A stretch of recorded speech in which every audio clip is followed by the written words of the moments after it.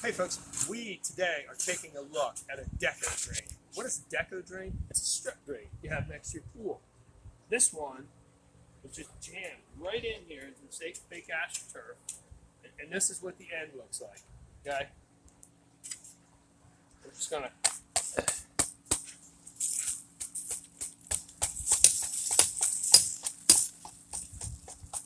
So you see, when these guys put this on, this is one piece, big form piece of plastic. For probably an extra $300, they could have put the ones on that pop off or unscrew.